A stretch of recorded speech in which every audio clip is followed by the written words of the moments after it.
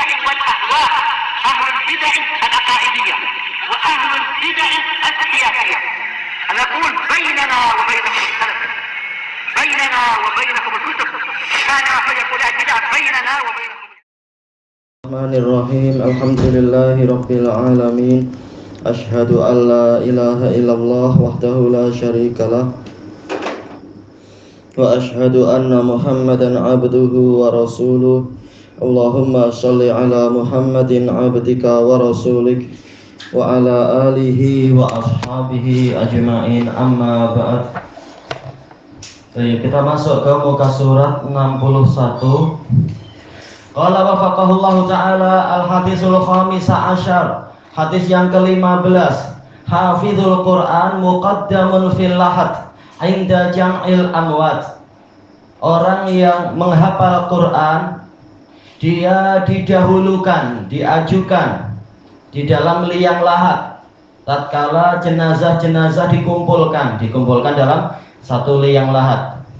Qala al-Imamul Bukhari rahimahullah, haddatsana Muhammad ibnu Muqatil qala akhbarana Abdullah qala akhbarana Laits ibnu Sa'ad qala haddatsani Zuhri an Abdurrahman ibni Ka'ab ibni Malik an Jabir ibni Abdullah radhiyallahu anhuma anna Rasulullah sallallahu alaihi wasallam kana yajma'u bainar rajulain, bahwasanya Rasulullah sallallahu alaihi wasallam pernah mengumpulkan dua orang min qatla Uhud, dua orang lelaki dari orang-orang yang terbunuh di waktu perang Uhud, fi saubin wahid, dalam satu pakaian, yaitu sebagai kafan.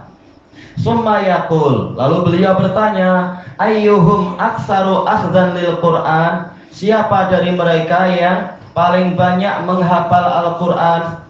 Fa idza usyira lahu ila ahadihima, apabila ditunjukkan kepada beliau salah satunya, qaddamahu fil lahad, Rasulullah mendahulukan dia untuk masuk ke liang lahat. Wa qala ana syahidun ala haula, saya sebagai saksi terhadap mereka. Wa amara bidafnihim bidimaihim, beliau memerintahkan agar mereka dikuburkan dengan darah-darah mereka. Walam yusalli alaihim walam yughassilhum, beliau tidak menyolati mereka dan beliau tidak memandikan mereka.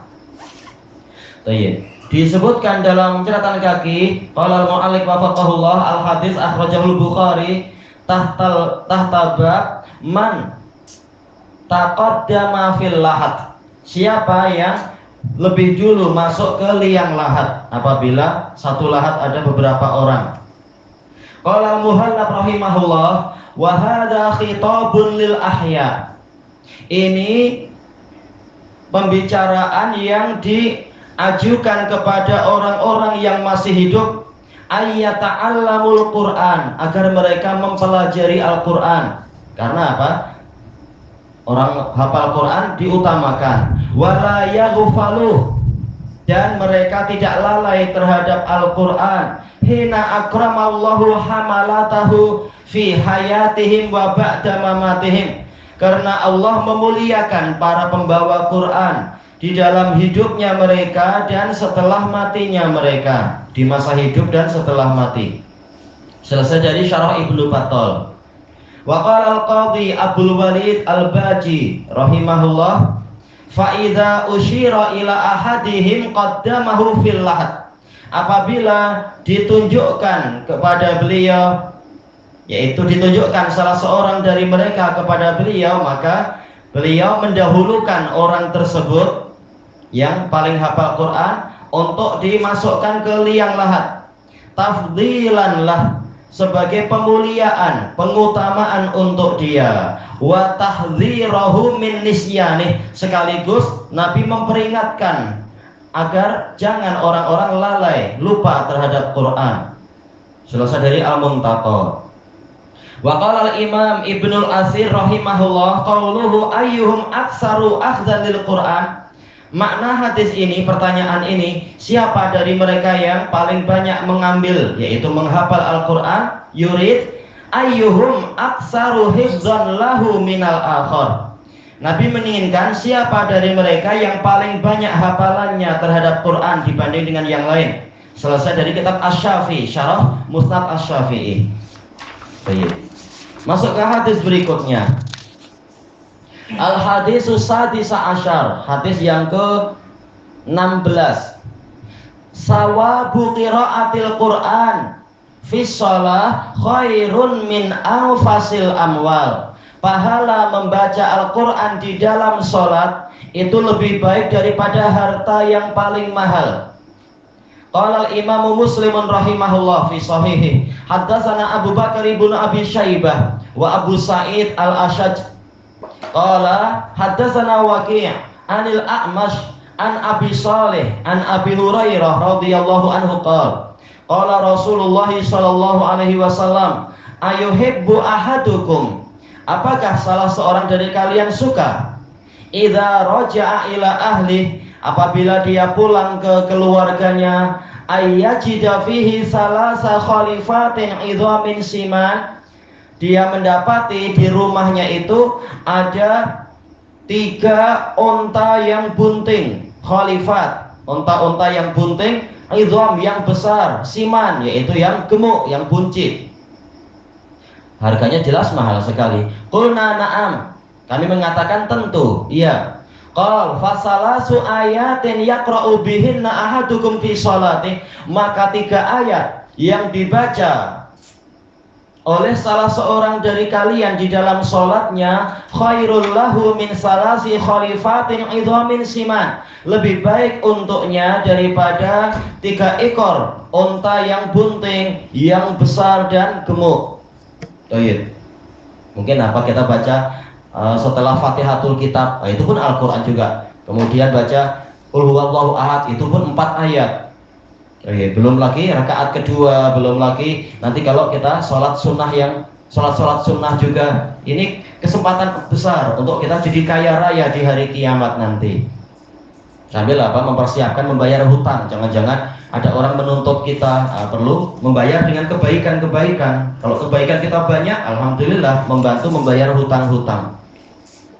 Baik, kita baca catatan kakinya. Qala al-mu'allif wafaqahullah, man ahabba husulan nauqi alhamilat, barang siapa suka untuk mendapatkan unta-unta betina yang bunting, wahia min anfasi amwalil arabihi nadzak, dan dia ini termasuk harta orang Arab yang paling mahal ketika itu. Entah kalau sekarang mungkin kereta yang paling cantik apa tak tahu bagi orang Arab.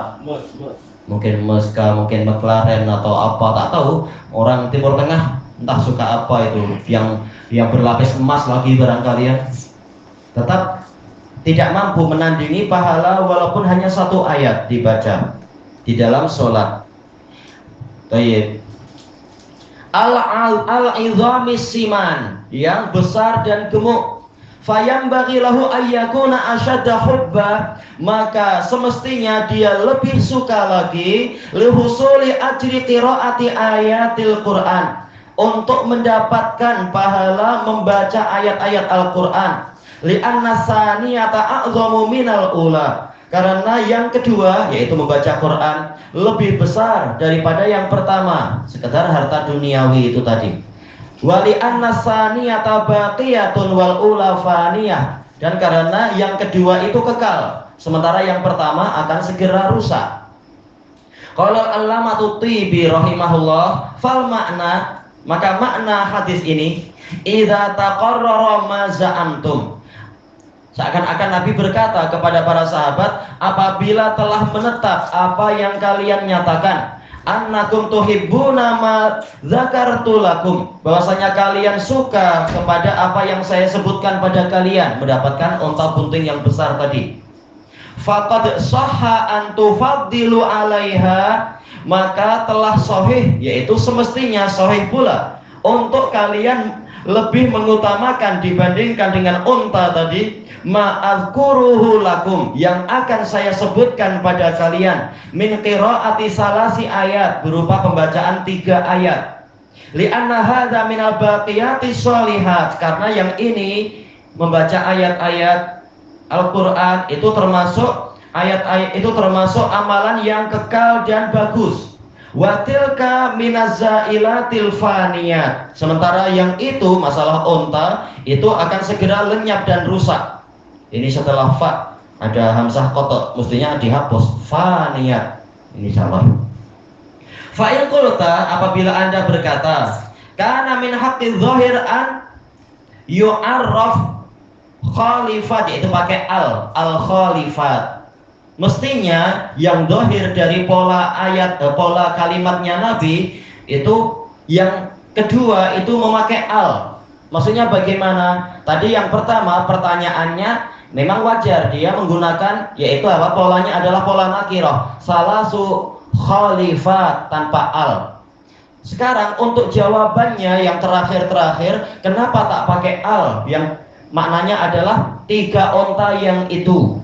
Kan mestinya yang kedua memakai al. Baik. Seperti dalam Quran, inna arsalna ilaikum rasulan. Nah, tidak memakai al, inna kirah. Syahidan alaikum kama arsalna ila fir'auna rasula fa asa fir'aunur rasula. Nah, pakai al sekarang. Mestinya polanya kan seperti itu yang zahir. Ini yang dimaksudkan oleh At-Tibi. Berarti rahasianya apa? Kemudian kita lanjutkan dulu wasifataiha. Demikian pula sifat yang setelahnya mestinya pakai al. Al khalifatil idhamis siman. Tapi kenapa Nabi menjadikan semuanya pakai nakirah? Sementara Nabi paling fasih. Berarti ada hikmah di balik itu. Tujuannya belum. Liyauda ila tilkal madhkurah. Ila ya harusnya, bukan ila ya. Agar lafaz-lafaz yang terakhir itu kembalinya ke lafaz-lafaz yang telah disebutkan pertama kali.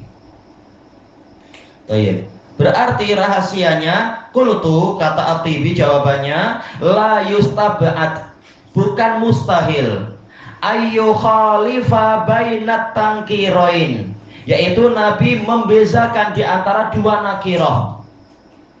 Sengaja dibuat dua-duanya nakirah, berarti unta yang ini tidak sama dengan unta yang itu. Fa inna tangkira fil ula lisyuyu'. Karena bentuk nakirah yang pertama itu syuyu', yaitu mencakup segalanya. Kemungkinannya segala jenis unta. Maukah kalian mendapatkan 3 unta di rumah? Unta yang mana? Terserah, yang penting 3. 3 besar, gemuk dan bunting. Terserah unta yang manapun, yang penting ini. Wabayanil ajnas, dan menerangkan jenisnya, yaitu onta yang jenisnya demikian. Wajar dia nakirah. Sekarang wafisani, nakirah pada pola yang kedua yang di akhir-akhir hadis, lit tafkhimi wa ta'zim, dibuat nakirah sebagai pembesaran dan pengagungan, yaitu ternyata pahalanya itu jauh lebih besar daripada onta yang saking besarnya kalian tak mampu menghinggakannya, sehingga dengan pola nakirah. Jadi onta yang sebesar-besarnya yang tak mampu kita gambarkan, tetap pahala membaca Quran lebih besar daripada itu. Inilah hikmah kenapa yang kedua juga dikatakan dijadikan pola nakirah, dan ini dibahas di dalam kitab Ulumil Quran punya Zarkashi dan yang lain-lain. Ini pola sastra. Kemudian walau zahaba ila ta'rif, ila ya mestinya. Seandainya Nabi memilih dibuat al pada yang kedua itu, lam yahsun husnah, niscaya tidak sebagus bagusnya pola yang Nabi pilih sekarang ini. Yang Nabi pilih pasti sudah terbaik, sudah paling sesuai dengan sastra. Makanya tak perlu letih-letih takwil ini, takwil itu, dan seterusnya. Yang Nabi pilih lafadznya itu pasti sudah terbaik.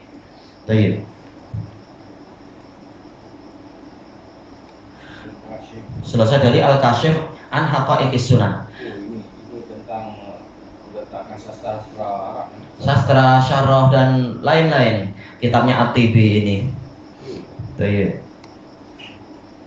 Qala al-Imam Ibnu Hubairah Al-Hambali rahimahullah, fayakni, maka yang Nabi inginkan adalah annahu kullama zada qiraatul ayati minal musalli fi sholatih, setiap kali bertambah bacaan ayat-ayat dari orang yang sholat di dalam sholatnya, kana lahu bi'adadihinna minas shawab, dia akan mendapatkan pahala sesuai dengan bilangan ayat-ayat tadi.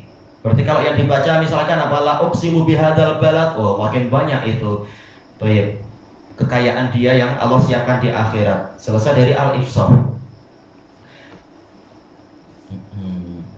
Kita baca satu lagi kan? Coba kita baca satu lagi, insya Allah ini pendek aja ya, satu muka surat. Hampir sama. Al-hadisus sabi'a asyar, hadis yang ke-17. Sawabu qiraatil Qur'an fil masjid. Kalau tadi masalah di dalam sholat, sekarang di masjid. Khairun min anfasil amwal. Pahala membaca Quran di masjid itu lebih baik daripada harta yang paling mahal. Qala al-Imam Muslimun rahimahullah fi sahihih wa haddatsana Abu Bakar ibn Abi Syaibah qala haddatsana Al-Fadl ibn Dukain an Musa bin Ulai, bukan Musa bin Ali tapi Musa bin Ulai, ini lain dari yang lain. Qala sami'tu abi yuhaddits, saya mendengar ayah saya menyampaikan hadis an Uqbah bin Amir radhiyallahu anhu, yang ahli memanah itu. Qala kharaja Rasulullah sallallahu alaihi wasallam wa nahnu fis suffah. Rasulullah SAW pernah keluar dalam keadaan kami ada di suffah, sedang di beranda masjid.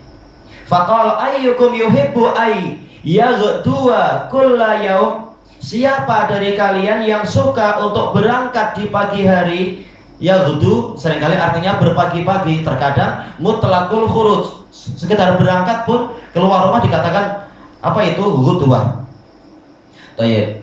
Kulla yaum, setiap hari, ila buthan, ke buthan, au ilal atiq, atau ke atiq. Ini dua tempat ini pasar unta. Dua-duanya ini pasar unta yang paling dekat dengan Madinah.